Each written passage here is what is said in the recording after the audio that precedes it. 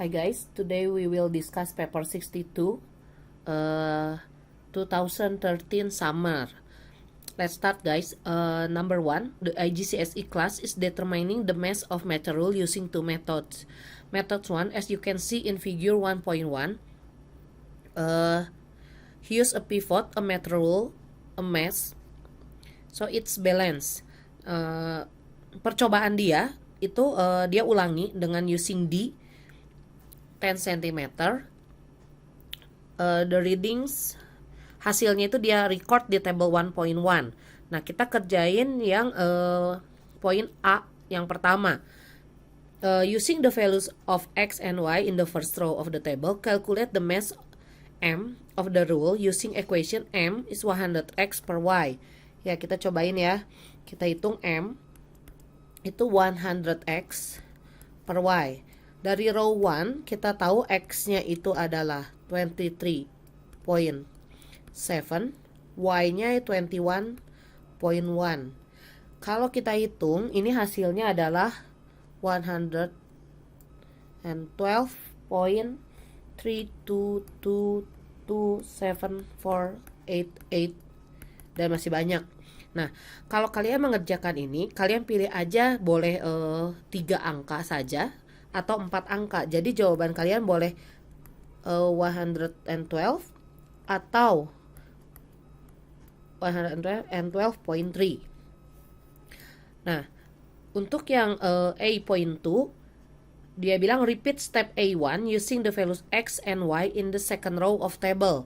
Kalau kita hitung di sini M itu 100X per Y. Kita tahu X-nya itu 21.0 per 18.5. Ini kita akan dapat nilainya 113, 513, 513 dan seterusnya. Nah, ini juga sama, kalian bulatkan menjadi 3 angka saja atau mau jadi 4 angka. Tapi kalian harus tahu kalau di atasnya sudah 3 angka, maka yang bawahnya pun harus 3 angka. Kalau yang atasnya 4 angka, ya kalian juga harus bikin dia 4 angka. Jadi kalau yang nomor A2 ini, jawaban kalian boleh 114 or 3.5. Nah, kalau misalkan saya pakai yang 4 significant figures, berarti di sini kan jawabannya 112,3, yang di bawah 113,5. Nah, untuk A.3, dia bilang average the value of M. Average berarti M. Average itu M1 plus M2 divided by 2. Ini kalau kita hitung berarti 112,3 ditambah 113,5 kita bagi 2. Hasilnya adalah,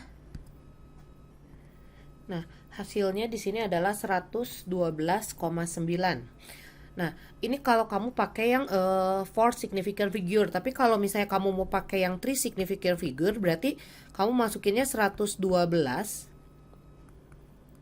ditambah 114 kamu bagi 2. Jadi hasilnya adalah 113.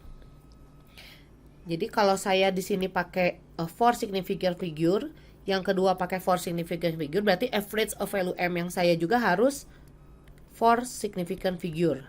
Jadi harus sesuai. Nah, sekarang kita lihat soal berikutnya. Method 2, the student measure the M mass of the roll using spring balance as shown in figure 1.2. Nah, kalian lihat di situ dia sudah hitung dengan neraca. Nah, perhatikan di sini.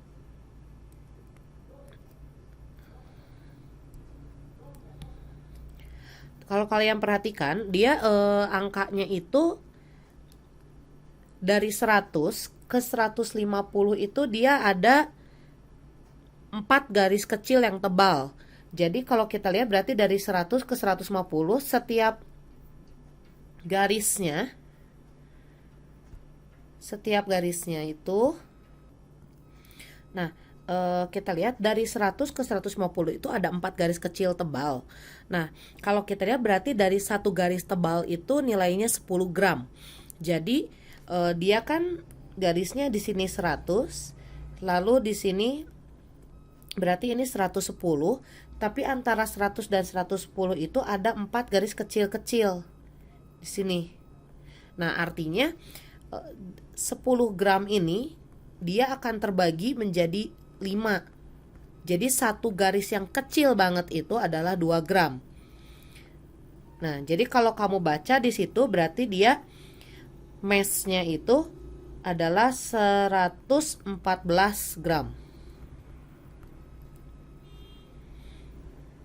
Ya, yang ini jadi jawabannya 114 gram karena kita baca. Nah, terus yang number C, the student expects that the value of mass m obtained by two methods will be exactly the same. Suggest two practical reason why, in spite of the following instruction with care, the values may differ. Assume that the balance used in method 2 is accurate. Nah, dia bilang suggest two practical reason why, in spite of following the instruction with care, the values may differ. Assume that the balance used in method 2 is accurate. Berarti methode 2 itu kan dia udah pasti benar. Berarti logikanya adalah yang pertama itu kemungkinannya bahwa center mass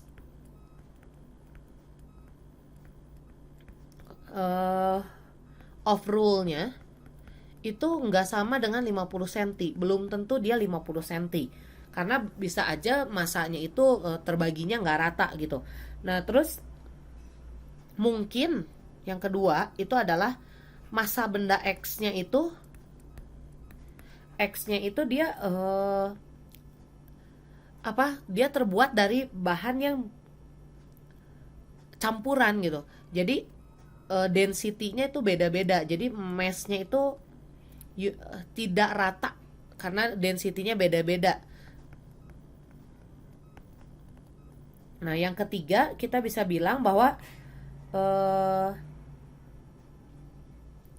mungkin massa bebannya itu tidak 100 gram. Kan tadi dibilangin massa X-nya itu 100 gram. Nah, mungkin kalau dengan alasan yang nomor 2 ini kita bisa bilang bahwa massa X-nya mungkin tidak sama dengan 100 gram begitu. Ya. Nah, yang D, explain briefly how you will judge the position of center mass of X when it is on meter rule.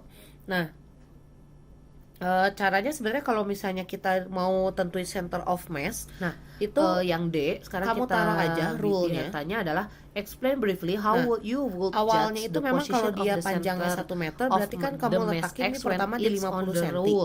Nah, tapi kalau dia nggak berarti pertama itu kamu bisa geser dia ke kanan bendanya atau ke kiri sampai didapatkan dia benar-benar balance. Kamu ukur aja dari ujung atau kamu ditandain bisa gunain posisi ditandain aja tengah-tengahnya. Masanya itu harus benar-benar di ujung. Jadi diukur dari ujung ke tengah-tengah. Nah, ini dibilangnya kalau taruh center of mass tetap pivotnya ini, atau kamu boleh pakai biar dia seimbang, dia taruhnya di ujung banget. Rule-nya. Jadi kalau ini rule, wait. Nah, kamu taruh di ujungnya. Jadi kelihatan dia tengah-tengahnya itu berapa. Begitu. Itu center of mass-nya. Nah, sekarang kita lanjut number 2. Number 2, the IGCSE class is investigating the cooling of water. A student place a thermometer in beaker of cold water. Using figure 2.1, record the temperature theta C of the cold water supply to the student. Nah, kalau dilihat di situ dari skala dari 10 ke 20 ini kan dia ada 10 skala kecil. Jadi satu skala itu 1. Berarti kita tahu theta C-nya ini udah jelas pasti 19 derajat Celcius. Nah, yang B, the student pours 200 cm3 of hot water into beaker. She measured the temperature of water in 30 second intervals. The reading are shown in table 2.1. Nah, dia suruh complete the column headings in table. Nah, time itu dia satuannya ini harus second. Jadi time-nya itu kalian isi second. Dan tetanya ini kan derajat.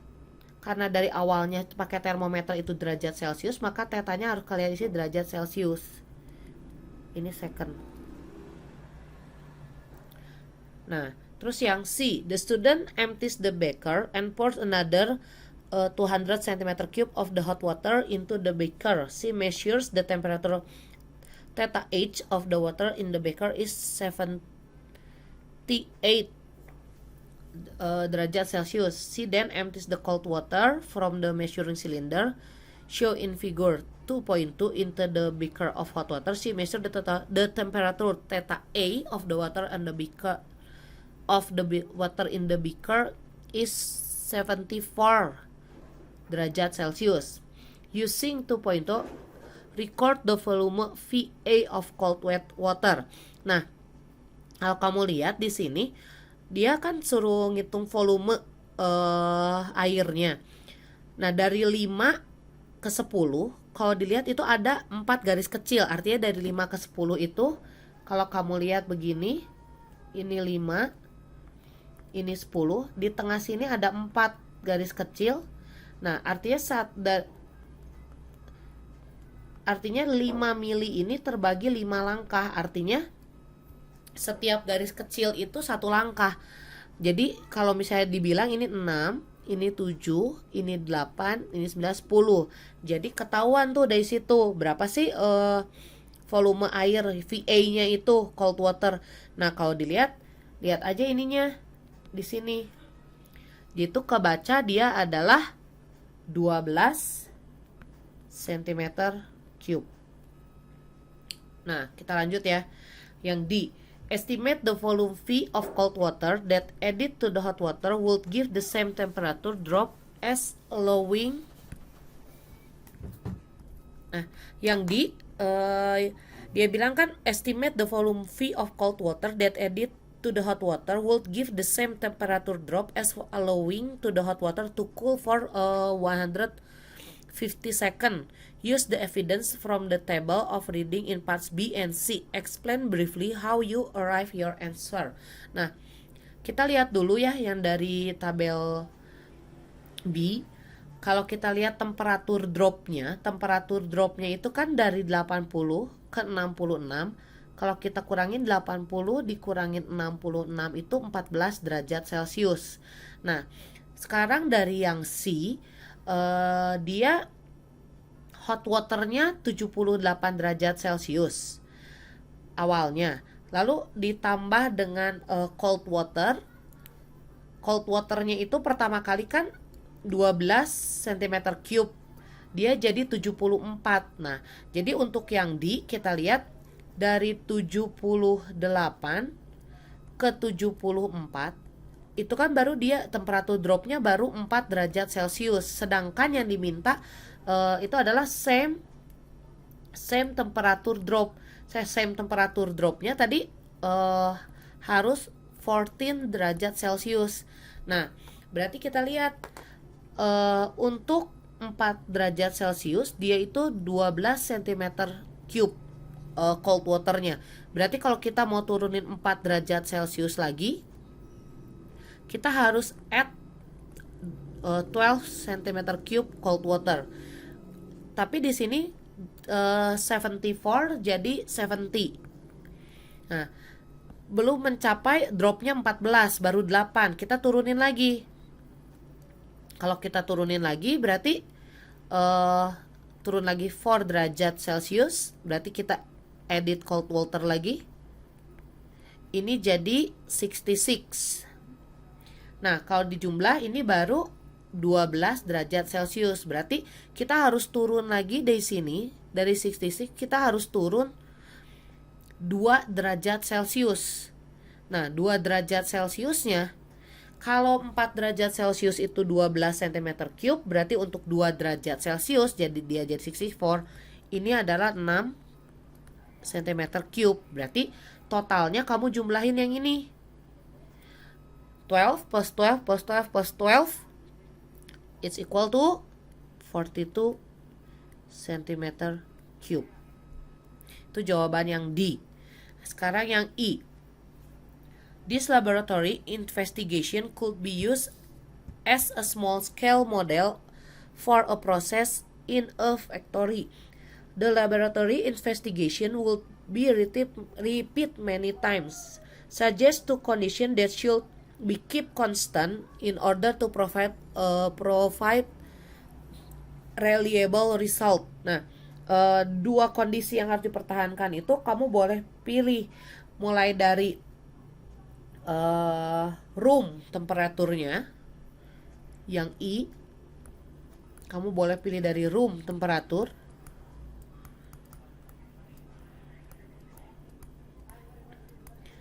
atau initial hot water temperature, atau dia initial cold water temperature. Kita juga bisa bilang apa sih yang harus dia bikin konstan? Mungkin volumenya, volume of hot water, atau kita bisa bilang bahwa berapa lama waktunya untuk mendinginkan. Jadi dia harus same time for cooling.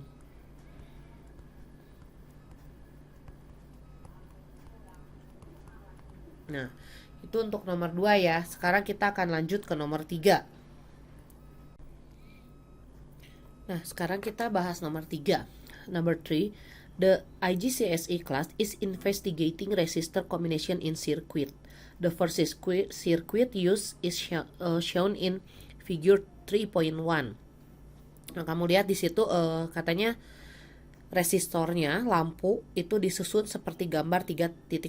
Kalau kamu lihat di situ itu gambarnya seri ya. Nah, terus a student measures the potential difference V1 across lamp 1 and the current I in the circuit. Nah, yang A1 using figure 3.2 record the student reading. Nah, kalau untuk volt V1 ya, volt lamp 1 itu kalau kamu lihat dia dari 0 ke 1 itu ada garis kecilnya ada 4 ya, seperti itu. Jadi kalau kita lihat di sini kan dari 0 ke 1 ini 5 langkah. Jadi 5 langkah itu 1 volt. Artinya kalau kamu lihat 5 langkah 1 volt, artinya 1 langkahnya itu dia nilainya adalah 1/5 volt atau 0,2 volt. Jadi kalau kamu baca yang voltmeter itu, voltmeternya itu dia di sekitar 0,6 sampai 0,7. Jadi kamu boleh jawab dia sekitar 0,7, antara 0,6 dan 0,8 maksudnya. Jadi jawabannya adalah 0,7 volt. Sedangkan untuk emmiternya, kalau kamu lihat di situ kan ada garis-garis kecil dan ada garis yang lebih besar. Nah, satu garis kecilnya itu kalau kamu lihat dari sini 0, garis kecil lalu 0,2, berarti karena cuma 2 langkah ini nilainya setiap garis yang kecil ini adalah 0,1. Jadi kalau kamu baca yang emmiternya itu kan antara 0,4 dan 0,5. Jadi kalau kamu baca itu adalah 0,45 ampere. Nah, A2 dia bilang calculate the resistance R1 of lamp 1 using the equation R1 V1 per I. Kita hitung aja R sama dengan V1 per I. Jadi 0,7 kamu bagi 0,45. Nah, ini hasilnya adalah 1,5555. Nah, ini juga sama ya kayak yang tadi. Jadi kamu bulatkan saja, boleh pakai 2 angka penting significant figure atau 3 significant figure. Jadi jawabannya kamu boleh jawab 1.56 atau 1.6 ohm. Jangan lupa unitnya itu ohm untuk untuk hambatan. Nah, kalau misalnya tapi ini ngaruh ya untuk misalnya kalau misalnya kamu dari awalnya 3 significant figure, ke bawah semuanya 3 significant figure. Kalau dari awalnya 2 significant figure, ke bawahnya harus 2 significant figure. Nah, kita lihat yang B. The student uses the voltmeter to measure the potential difference V2 across lamp 2 and the potential difference V3 across lamp 3. Using figure 3.3, record the student reading of V2. Nah, ini seperti yang tadi, berarti kalau kita baca ini adalah masih sama voltmeternya. V2-nya itu adalah 0,6 volt. Nah, V3-nya itu kalau kamu lihat itu antara 0,4 dengan 0,6. Jadi ini jawabannya adalah 0,5 volt. Nah, yang C, calculate the total potential difference VT across the 3 lamps using the equation VT equal to V1 plus V2 plus V3. Nah, kalau dilihat dari sini, yang B1 dan B2 itu kan 2 significant figure. Jadi enaknya kita pakai yang untuk V-nya ini kan yang 0,7 ya. Nah, kita tambahin aja, di sini tinggal tambahin aja VT berarti V1 plus V2 plus V3 it's equals 0.7 tambah 0.6 tambah 0.5 it's equals 1.8 volt. Jangan lupa simbolnya volt. Nah, lalu yang D, dia bilang the students rearrange the circuit so that the lamps are in parallel with each other and the emitter is connected to measure the total current IT in the circuit. He connects the voltmeter to measure the potential difference VP across the lamp. In the space below, draw a circuit diagram, new circuit using standard symbol. Nah, dia bilang kan lampnya harus paralel, berarti kita gambar dulu aja lampnya paralel. Kalau lem itu lambangnya buletan, di tengahnya ada X. Nah, kalau paralel dia susun. Kan lemnya ada 3, kamu susun 3 ke bawah. Kayak gini. Nah, terus kan dia bilang dia harus dia connecting emitter untuk measure the total current IT. Ingat bahwa kalau emitter itu dia harus series dengan rangkaian. Jadi emitternya harus series. Kamu taruh di sini boleh, di titik ini oke, di titik ini juga nggak apa-apa. Yang penting dia harus series dengan rangkaian. Nah, terus dia bilang bahwa connect voltmeter. Nah, voltmeter itu harus paralel. Jadi kalau misalnya dia seperti ini, voltmeternya paralel dengan lampunya, karena dia kan mau hitung berapa beda potensial VP across the lamp. Nah, voltmeter itu dia harus paralel dengan lampunya. Baru kamu draw a diagramnya ke sini. Nah, ini baterai ya. Kayak gini, itu saklarnya. Jadi jangan lupa simbol baterainya kayak apa, lampu kayak apa, dan ingetin bahwa emitter dan voltmeter itu letaknya kalau emitter harus series, voltmeter itu harus paralel. Sorry guys, ternyata di atas itu dia bukan baterai lambangnya, tapi power supply. Jadi kalau power supply gambarnya kayak begini ya. PS. Yang ini yang sebelah sini ini saklar. Nah, jadi emitter itu posisinya harus series, voltmeter harus paralel. Posisinya mau gimana aja nggak apa-apa. Andaikan kalau emitternya di sini, ini boleh, voltmeternya di bawah sini pun boleh. Jadi posisi dia nanti kayak gini juga boleh. Nah, kayak gini juga nggak apa-apa. Yang penting posisinya benar ya. Nah, sekarang kita lanjut yang E. Yang E, the student measures the potential difference VP and the current IT and calculates the total resistance RP of the lamp range in parallel is 2.1 ohm. The student suggests that the RP should be equal to R1 per 3. State whether the results support this suggestion and justify your answer by reference to the result. Nah, kita lihat di situ R paralelnya itu kan 2.1 ohm. Sedangkan R1 itu tadi kita sudah hitung di atas itu 1.6 ohm. Jadi kalau state whether the result support this suggestion and justify your answer by reference the result, statementnya apakah R paralel ini sama dengan R1 per 3. Nah kalau kita itu nggak mungkin ya, R paralelnya 2,1, sedangkan kalau 1.6 per 3 itu sekitar 0.5 lebih. Nah, jadi statement ini jelas pasti jawabannya no.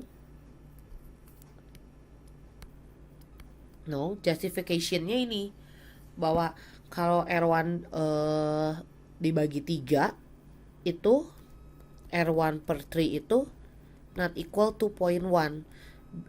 Kamu bisa bilang bahwa bedanya terlalu jauh begitu ya. Bedanya terlalu jauh. Nah, untuk yang F, sekarang kita lanjut yang F. Another student suggests that RP should not be equal to R1 per 3 because the lamp filaments are hotter when the lamps are connected in parallel than when the lamps are connected in series. State one piece of evidence that you would see during the investigation that shows that the lamp filaments are hotter in parallel circuit.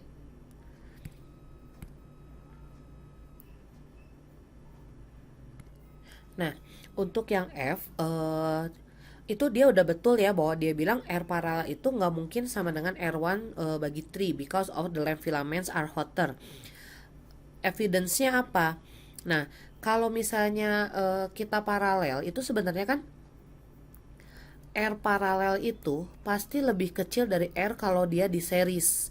Nah, kalau R-nya lebih kecil berarti I di paralel itu pasti lebih besar daripada I di series.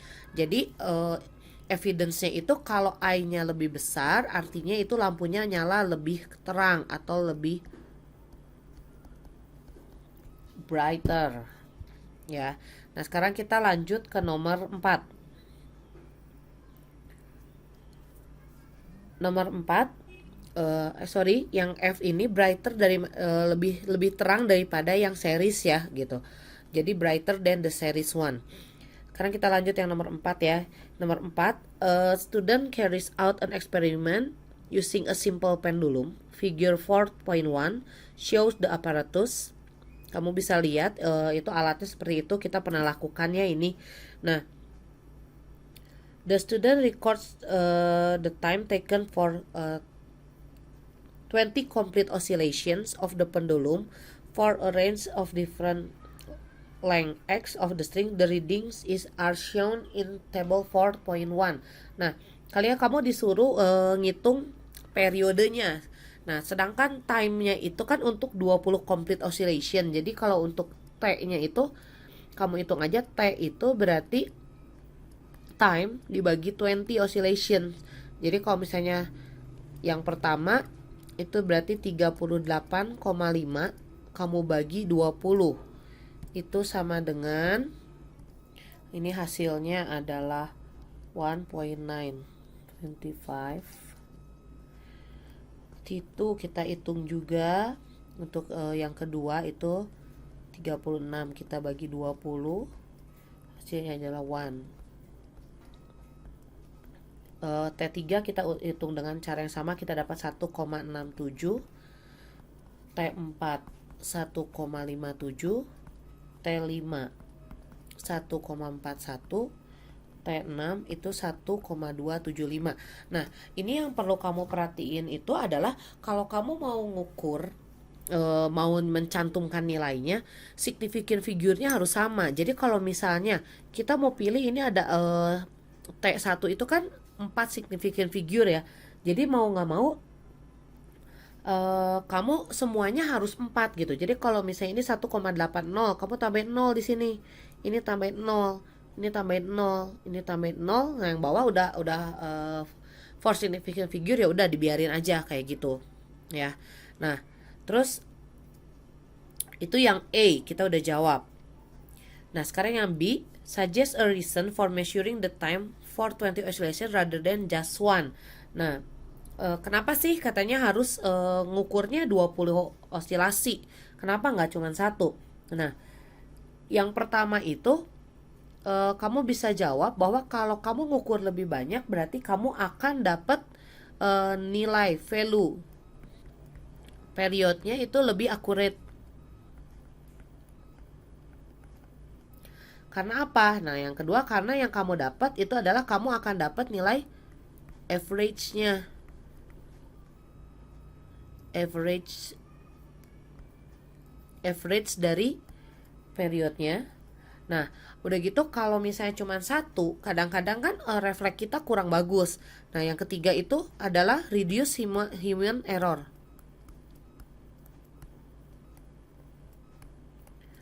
Nah, terus kenapa nggak bisa cuma satu? Karena kalau cuma satu dia terlalu cepat. Nah, itu juga alasan bahwa kalau misalnya one oscillation, periode for one oscillation is too fast to record. Begitu ya. Nah, itu yang B. Sekarang yang C. Dia bilang in this experiment the length of x of the string is measured with a meter rule. Suggest one precaution that you will take when measuring the length in order to obtain an accurate reading.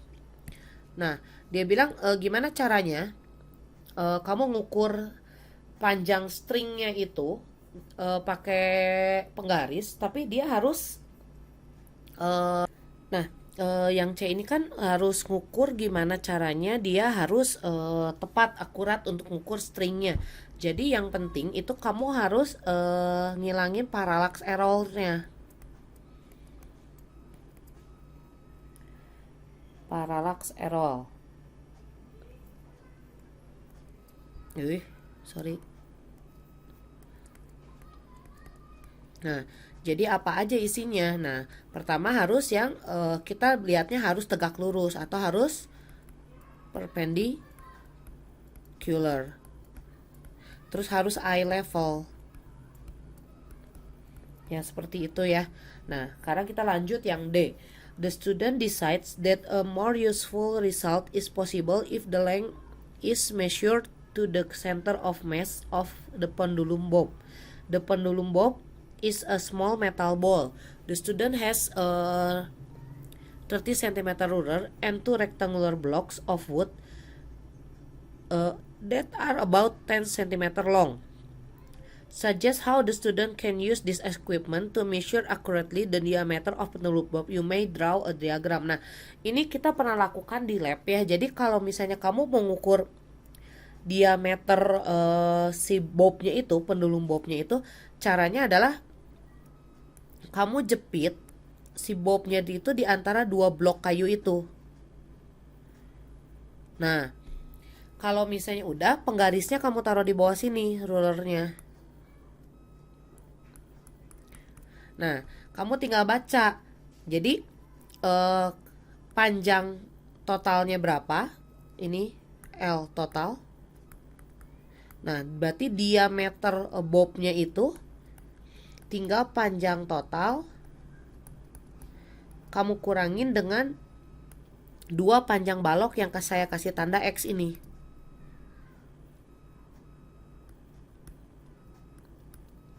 Begitu. Ya, caranya seperti itu. Nah, sekarang kita lanjut. Nah, itu dapat diameter ya. Nah, kalau misalnya nggak begitu, boleh juga sih. Kalau misalnya kamu begini, bobnya di tengah sini, berarti lurernya kamu baca dari lurernya dibaca dari awal sini sampai ujung sini. Ini juga sama aja dengan diameter. Nah, kita lanjut nomor selanjutnya, nomor 5. Nomor 5, the IGCSE class is determining the focal length of a lens. Alatnya seperti figure 5.1. Number 5, the Dia bilang a student place a lens at distance U 25 cm from an illuminated object of height 1.5 cm. She moves the screen until a sharply focused image of the object is seen on the screen. She measures Apa the itu? height of Lens each distance U of the image on the from screen. She illuminated calculates object. 1 per each. Tinggi She illuminated repeats the objectnya procedure using a 1,5 range cm. of U value. She moves the Her screen results until are a shown sharply in focused image table of the 5.1. object is seen Kamu on the lihat screen. She measures hasil the percobaan height dia di each tabel of the image on 5.1. the screen. She Nah, calculates dia the bilang 1 per plot a each. graph She repeats of the U procedure using a range U value. per Terus centimeter data dia ada di di tabel y-axis 5.1. dan Nah, x-axisnya itu dari tabel, terus dia bilang yang A 1 per itu each. disuruh plot You a do not graph need to of begin U axis at the in origin. y-axis and x-axisnya itu 1 per h. Jadi jangan lupa kalau kayak gini kamu bikin sumbunya Kalau dulu misalnya di x dan di kamu y. lihat di sini, Nah, dia bilang kan y-nya itu U. y-aksisnya Kamu tulis harus dulu di sini U U per per sentimeter. sentimeter. Nah, Di kamu sini jangan kamu lupa tulis kalau bikin kayak gini 1 ini per kita h. bikin panah di sini, ini U.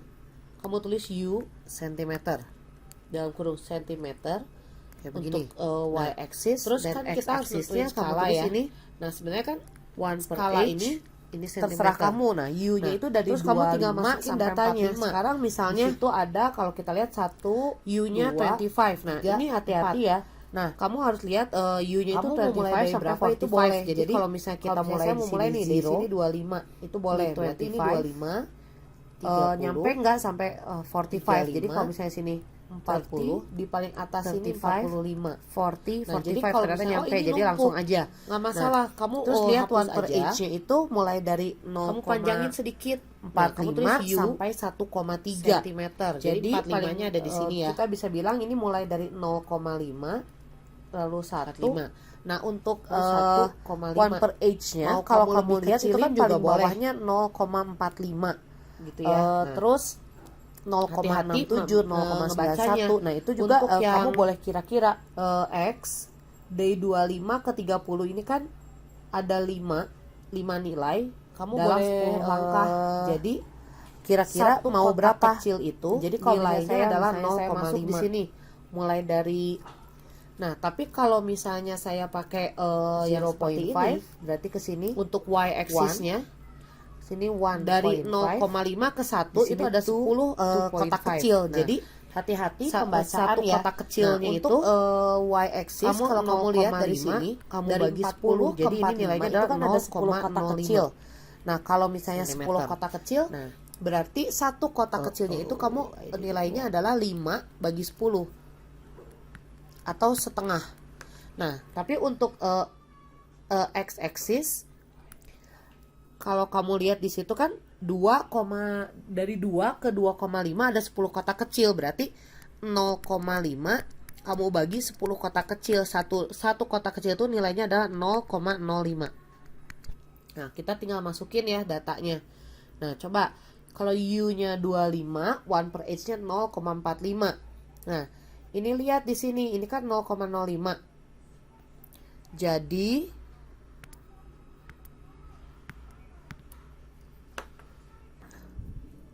yang pertama itu kan U-nya 25, terus per H-nya 0.45. Berarti kalau ini 0.5, nah di sebelahnya ini kan 0.45. Berarti ini titik yang pertama di sini. Nah, terus yang kedua U-nya 30, itunya 0,67. Nah, kalau dilihat berarti kan kalau ini 0,5, ini 0,6. Ini 0,65 ya, yang ini 0,65. Nah, berarti 0,67 itu sekitar tengah-tengahnya sini. Jadi kamu kasih tanda di situ. Kasih tanda di sini nih. Nah, udah gitu berikutnya U-nya 35, itunya 0,91. Nah, kalau kamu lihat ini 1 di sini. Berarti sebelahnya 0,95, 0,91 ya lebih depan lagi ya. Jadi sekitar 35 itu sekitar di sini. Nah, berikutnya untuk U-nya 40 dia 1.1. Berarti 1.1 itu di ini 1,05, 1.1 berarti di sini ya. Nah, yang 40 di sini. Lalu dia minta untuk U-nya 45 dia 1 1.3 berarti di sini 1,155, ini 45, 40, 35, 30 di sini ya. Nah, kalau kamu udah titikin, nah kamu bikin garisnya itu harus tegas gitu. Terus dia pakai garis terbaik ya. Jadi kalau misalnya dilihat ini, kalau disambung lurus nggak? Nah, begitu. Dilurusin. Nah, selanjutnya itu dia suruh apa? Nah, berarti kan grafnya kamu udah selesai. Nah, kita lihat selanjutnya dia bilang determine the gradient G of the graph, show clearly on the graph how you obtain the necessary information. Nah, jadi kamu kan disuruh cari gradient G. G itu kan rise over run ya. Nah, tapi kamu harus kasih lihat triangle-nya kamu di sini. Jadi, misalkan grafiknya seperti ini, kamu ambil 2 titik begitu, terus kamu bikin. Nah, kalau udah dapat triangle-nya, kamu tinggal masukin rise over run-nya berapa. Nah, di sini kalau misalnya harusnya kamu kerjain itu katanya minimal itu kamu harus kerjakan dia setengahnya dari grafik kamu ya. Jadi kalau misalnya dilihat dari sini, ini udah sekitar setengahnya. Kamu lihat rise-nya berapa nih? Rise-nya berarti kan 2 kotak yang vertikal ya. 2 kotak yang vertikal berarti itu 10. Nah, run-nya berapa? Run-nya kalau dilihat kotak kecilnya 1, 2, 3, 4, 5, 6, 7, 8, 9, 10, 11. Sekitar 11. Berarti 11 kamu kali 0,05. 11 dikali 0,05 itu adalah 0,55. Jadi ini 0,55. Sehingga kamu dapat nanti G-nya itu 10 dibagi 10 dibagi 0.55. Ini kamu dapat G-nya itu kayak 18,2. Nah, terus yang C, dia bilang calculate the focal length F of the length using equation F sama dengan G over 1.5 cm. Give your answer to suitable number of significant figure for this experiment. Nah, berarti kan kita tinggal tulis F sama dengan G per 1.5. Nah, kalau dilihat G-nya tadi kita dapat 18,2. Kamu bagi 1.5. Dapatnya itu adalah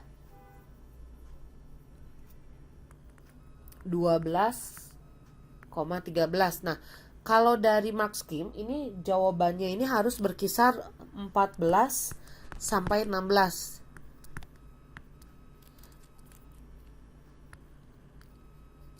Di Max Kim ini jawabannya harus berkisar dari 14 sampai 16. Nah, mungkin ini karena saya gambar di komputer dia nggak terlalu bagus ya.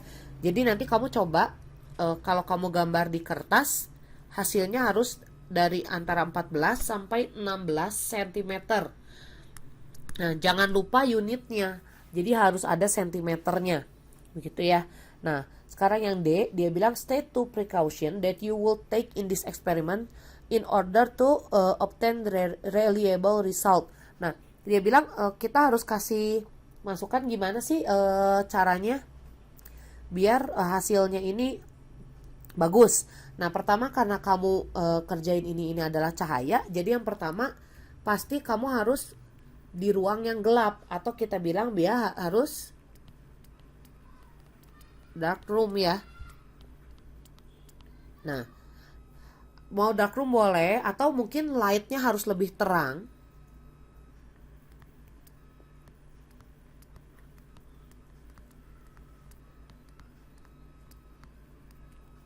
Lampnya harus lebih terang. Nah, terus berikutnya, terus gimana lagi? Nah, jangan lupa posisinya harus kayak apa lensanya. Lensanya harus perpendicular. Misalnya kamu boleh bilang bahwa lensnya perpendicular sama benchnya. Terus boleh juga yang paling penting itu biar itu harus repeat the experiment, the measurement dan eksperimen ya. Terus jangan lupa waktu maju mundurin si ininya ya. Kamu maju mundurin si screennya. Jadi harus pelan-pelan. Jadi kamu harus maju atau mundurinnya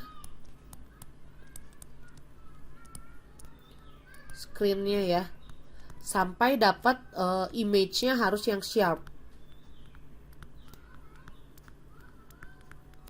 Nah, begitu. Nah, itu ya pembahasan untuk yang paper ini.